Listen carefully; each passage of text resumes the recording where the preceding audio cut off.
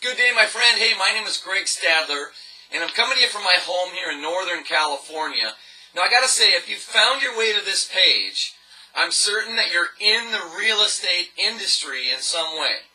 You know, maybe you're a realtor that's struggling to make ends meet, or maybe you're a real estate investor like myself that's scratching your head wondering, where the hell did all the houses go? Or, God forbid, you're a contractor that is really feeling the crunch because all of the independent real estate investors in your area are really having a hard time acquiring houses. Well, I own a real estate redevelopment company here in Northern California, and we've been fixing and flipping houses since 2010. Now, what I'm about to share with you today isn't meant to scare you, but I'm telling you it is going to shake you to your core. You see, it was a few days ago, almost a week ago now, that I found an article online, and it prompted me to start doing more and more research until I found a whole host of articles in the Wall Street Journal, Huffington Post, CNN, and it really brought things together for me, and it's helping me understand exactly why this real estate market is happening the way it is. But I want to tell you something else. I've got a few things that can help you if you're in fact in this industry and you're feeling some of that crunch. So it was recently reported that an estimated 97% of real estate investors would be forced out of the game within 12 months. Now it gets worse than that, because the report that I read was published over 5 months ago.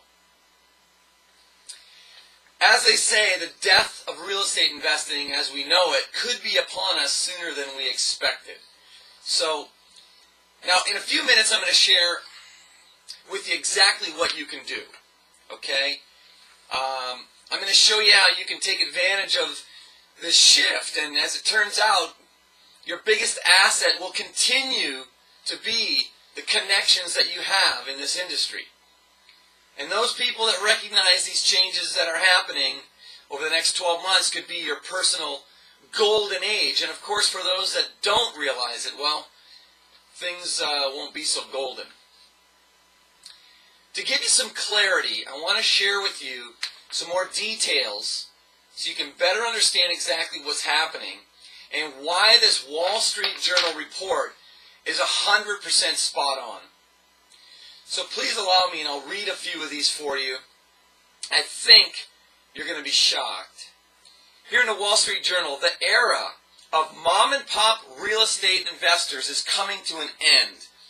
Buying foreclosed homes as investment properties has long been dominated by mom-and-pop investors. But now, hedge funds, private equity firms, pension funds, and university endowments are dipping into the market. What's the attraction? Double-digit returns. Here's an article from Fortune magazine I found. Wall Street's hottest investment idea. Your house. Landlords have always tended to be mom-and-pop outfits. Large real estate investment trusts and private equity firms have generally focused on apartment buildings and commercial real estate like malls and other buildings, office buildings. But that appears to be changing very fast. And again, Wall Street Journal. Private equity giant gets $1 billion on foreclosed family homes. Blackstone Group has become the biggest U.S. investor in single-family homes by spending more than $1 billion to acquire more than 6,500 foreclosed homes in 8 metropolitan areas. You see, this isn't happening only in my area.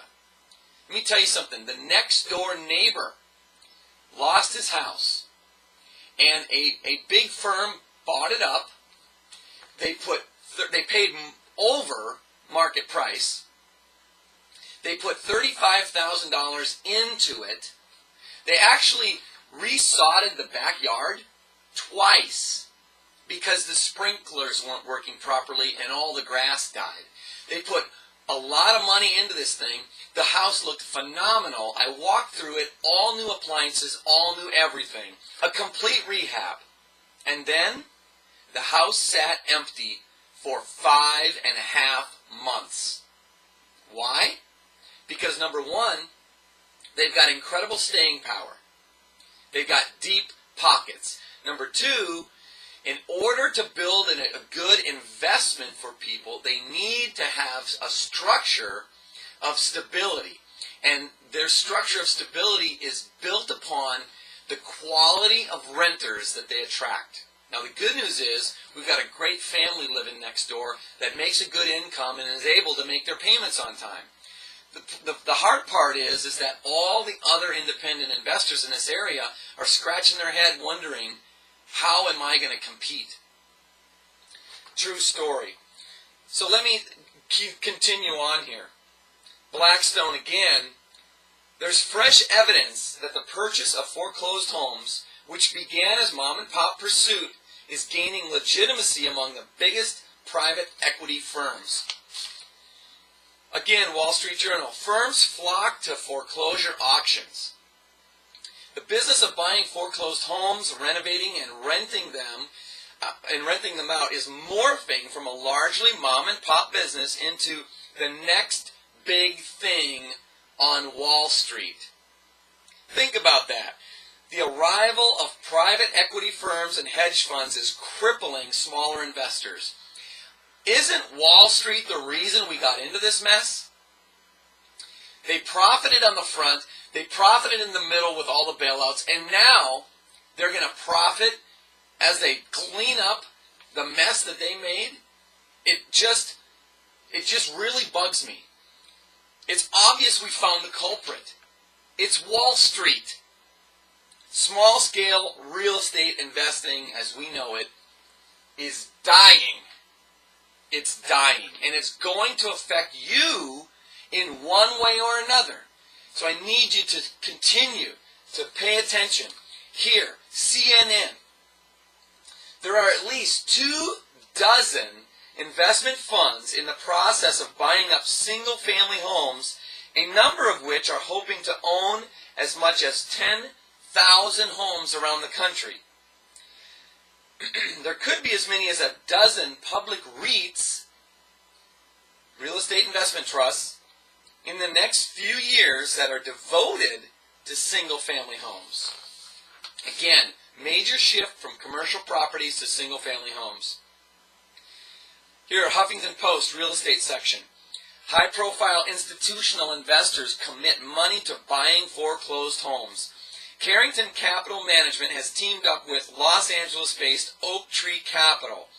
They've created a $450 million fund to buy foreclosed homes in bulk and rent them out. Here's from Housing Wire. Investors raise $8 billion for REO.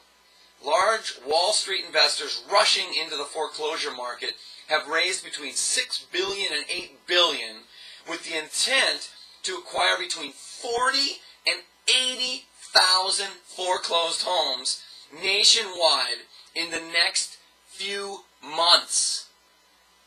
Institutional investors buying properties in bulk are crowding out smaller mom-and-pop firms. Indeed, REO may be a fully institutional asset class within 18 to 24 months. Again, Blackstone, this is from the Tampa Bay Times, Blackstone to buy $1 billion worth of Tampa Bay homes as rentals. The Wall Street behemoth plans to spend $1 billion on Tampa Bay's hobbling housing market, dispatching teams of brokers to scour neighborhoods and buy hundreds of homes a month. Their target is to buy 15,000 homes over the next 3 years. I'm telling you guys, this is a real problem, and there's a big reason why you're unable to access the homes that you need in order to support yourself and your families. It's a land grab unlike anything we've ever seen. You're going to drive through parts of town and all of it will be institutionally owned. There's no upper limit. We can spend as much as we want, said Blackstone's Nick Pavanetti, whatever his name is.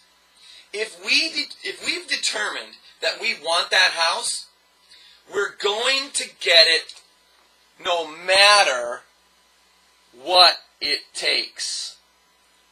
No matter what it takes. They bought this house for $20,000 over market. They put $35,000 into it. They spent 6 months nearly with it empty. Okay? No matter what it takes. You can't compete with that. I want to ask you, how are you going to compete with a $1 billion fund? How are you going to compete with equity firms that are sending people out by the hundreds across the country to acquire homes? You know, it gets even worse because my experience was a little bit different. And I got to tell you, I've been flipping homes in the Sacramento market for about 3 years now. Almost 3 years next week, actually. Here's one on Estelle Avenue. This one here is on 15th Street. This one went through Stewart Title. This one is on 21st Street. This one went with Old Republic Title. This one is 59th. Okay? Let me tell you a story about those properties. Particularly the last three. We work our butt off. We use a lot of our own money. Cash. We did. We put the cash down. We were in a very, very tight market where we were buying homes for $50 a foot and selling them for about $110 to $115. We're putting about $25,000 or so into the house. Our goal was to make $25,000 to $30,000 on each home in the beginning. Well, let me fast forward. We did a good job. We did right by our customers. We did right by our contractors. We did it the right way. We bought houses in a depressed area. We helped revitalize that area. And then we put houses on the market that people were proud to live in. We were uplifting the neighborhood. But here's what happened. We'd buy those houses that nobody else wanted to touch. We had to fight like hell. Nobody wanted to buy it to live in, but investors were all over them. We were fighting like hell to get them. In some cases, we've actually got a house right now, and today is April the 27th. Today's April the 27th, and we've been in a short sale process with this house since January of 2012. Okay? That's how long this process can take. So if you're looking to get into this market, and you're looking to buy a house and flip it, and buy a house and flip it, and buy a house and flip it, and God forbid try to live off of this money, please beware. Be careful. Do your homework. Things are changing. The point of my story here is in that every single case, we had sold these homes at a fair market price. Give you one example. We sold a house for $143,000. Lock, stock, and barrel, done, top to bottom, soup to nuts. It was a great, great home. Even new appliances. The appraisal came in at $131,000. Why? Because the banks own this part of the industry. They own that part of the transaction. They can tell you because the banks own the appraisal companies, and you can't choose your own appraisal company anymore. Okay? They keep prices down. Why? Because they're afraid that the market could fluctuate again, and they're not going to put themselves out on a limb. So you would think a bank is in the business of lending money. You would think they'd want those house prices high, especially if there's already a signed contract for it. But no, they want those prices low. And once, God forbid, if it's an FHA appraisal, you're stuck. There's nothing you can do. You couldn't even replace the driveway and get a new appraisal. It's stuck. We ended up losing on the last 3 houses anywhere from $9,000 to $16,000 each, because appraisals will come in way, way under what we had signed agreements for. So you see, it really does come to be a situation of you being able to line the planets up, have the proper people on your team, have the proper resources when you run into trouble, and then in the end, find a buyer that's willing to pay and hope to God the house appraises for what you sold it for. Because in the end, the last thing you want to do is walk away from a buyer, or the last thing you want to do is actually sell a house for less than you actually sold it for. You see what I mean? This was devastating to me. Because you know what? Our goal was to flip more houses. To not get 4 or 5 a year, but to get 2 a month. We wanted to get to the point where we could get 2 a month. And if you're out there reading books or listening to tapes, or if you're a realtor and you're trying to leverage into real estate investing, be careful. Things are changing. It takes forever to pick up houses at a fair price. The big guys got more staying power and more money. So in a situation like this, you've got a choice. Just like any other problem, any other concern, any other obstacle, any other temporary setback that you encounter in life, you've always got 2 choices. You either swim or you drown. The real key here, however, is going to be your ability to adjust your course. Okay? To keep moving so that your rudder actually works. You've got to keep moving. You cannot stop.